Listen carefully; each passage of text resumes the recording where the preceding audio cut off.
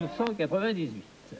Le prince de ce château est marié à une charmante princesse, la princesse Marguerite, vive et enjouée. La gaieté de vivre personnifiée. Et ils ont des enfants? Oh oui, bien sûr.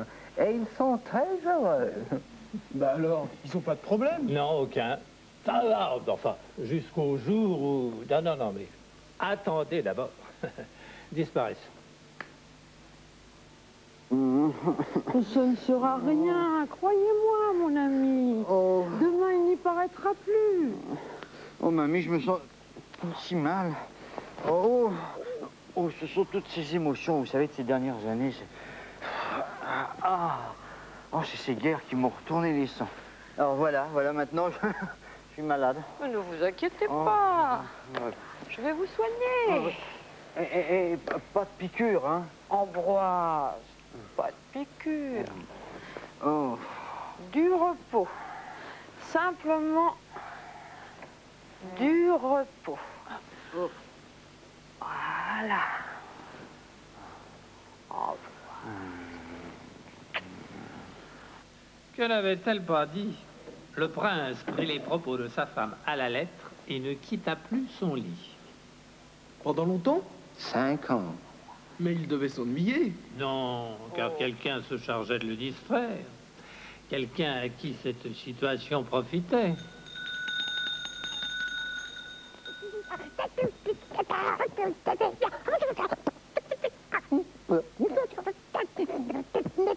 Et voici une petite collation pour vos seigneurs. Oh, qu'est-ce que c'est? Une douceur. Une crème renversée.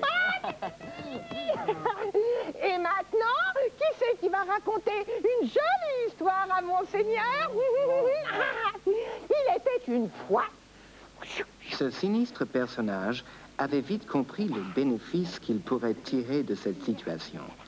Outre les avantages en nature que lui prodiguait avec largesse le prince, il appréciait cet état de fait qui lui permettait à lui aussi, le serviteur, de paraisser à l'aise. Et la princesse, que pensait-elle de tout ça? La princesse était une personne énergique. Aussi était-elle fort agacée par son mari. Alors, comment vous sentez-vous aujourd'hui, mon ami? Oh, hélas, mamie, je me sens si faible. Monseigneur a besoin de repos, de beaucoup de repos. Oui. Oh, vous avez Non, s'il vous plaît, non. Au nom du ciel, pas de cri.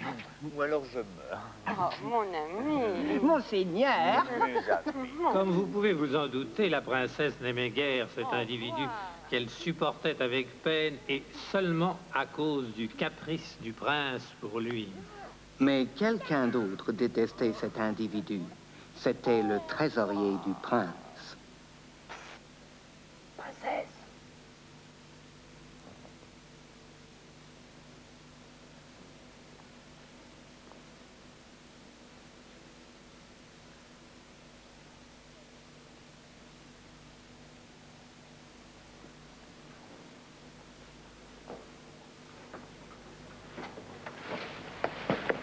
Alors, où sommes-nous?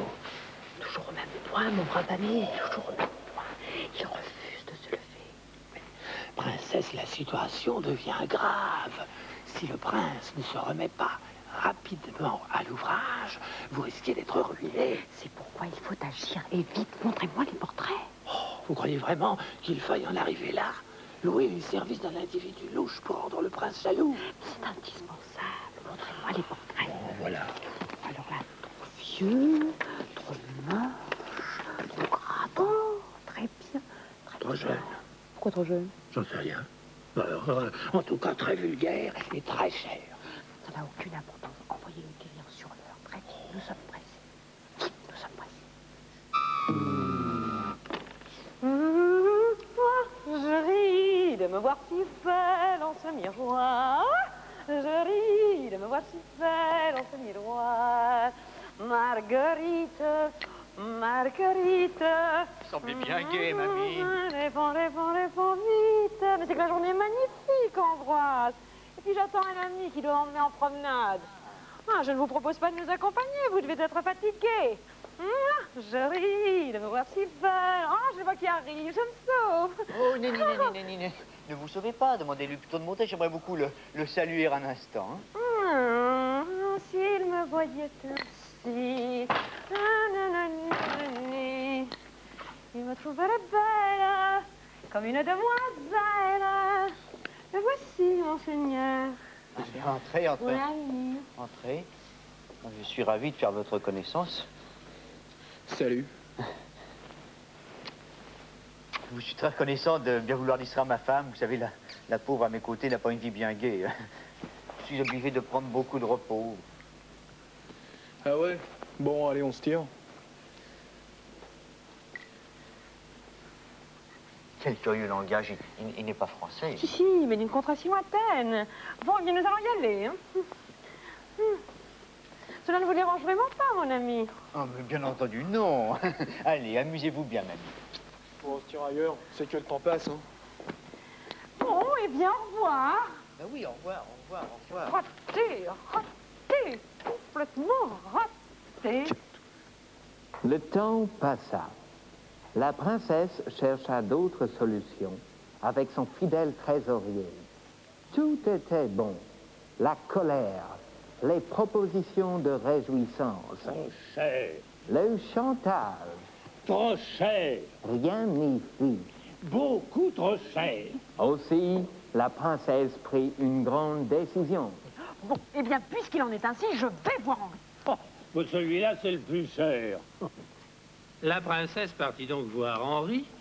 Vous avez deviné qu'il s'agissait d'Henri IV, le roi, qui lui annonça une bonne nouvelle. Debout, ordre du roi de France. Qu'est-ce que ça veut dire? Moi, Henri de Navarre, roi de France, décrète que 3 fois par semaine, tous mes sujets devront manger la poule au pot. C'est cher. À table. Mais pourquoi ça? Enfin, qu'est-ce que c'est que ça? Je ne sais pas, moi, mon ami, il doit y avoir une trop grosse production de volailles dans le pays. Mais debout, à table. Écoutez, est-ce que je pourrais pas la manger sur le lit? Le roi a dit à table. Le roi... À table? Oh.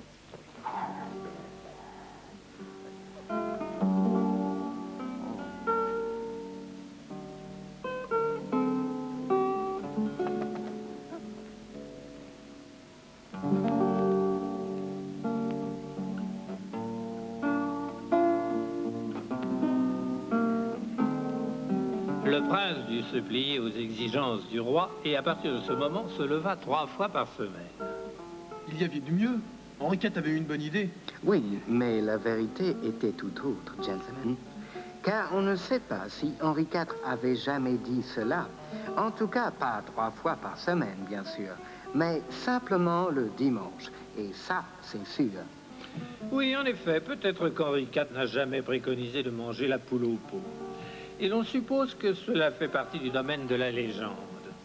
Bien jolie légende, d'ailleurs, qui essaye en tout cas d'exprimer la situation économique de la France à cette époque. Situation assez bonne. Pendant un certain temps, la France ne connut pas les famines et les épidémies. Ce qui permit aux gens de mieux manger, par exemple de la poule au pot. Je comprends. Et voilà. Donc voici notre prince, obligé de manger 3 fois par semaine de la poule. Il finit par se lasser. Ça ne peut plus, ça ne peut plus, ça ne peut plus durer. Je ne supporte plus la poule au pot. Oh, vous avez raison. Ah, il faut faire quelque chose. Ah.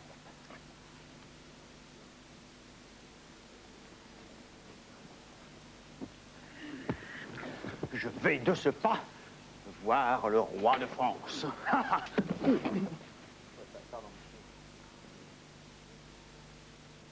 Et le prince partit voir Henri IV. Et il apprit ainsi le mensonge de sa femme. Il rentra chez lui et la battit comme plâtre pour lui apprendre à avoir menti aussi effrontément. Le coup de sang passé, il se sentit beaucoup mieux et finalement décida de se remettre au travail. Eh oui. Mais la pauvre princesse. Oh, bah, la pauvre princesse fut obligée de s'agiter pour se remettre de ses émotions. Et tout à coup, Elle réalisa combien c'était bon de pouvoir se reposer. Et alors?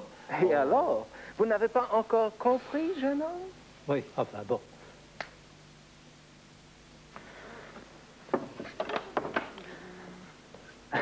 Eh ben, mamie, pas encore levé à cette heure-ci? Non, mon ami. Et je n'en ai nullement l'intention. Qu'est-ce que ça veut dire, hein? Cela veut dire que je compte prendre du repos. Allez vite travailler. Et laissez-moi en paix. Allez. Et que l'on ne me dérange plus, c'est compris?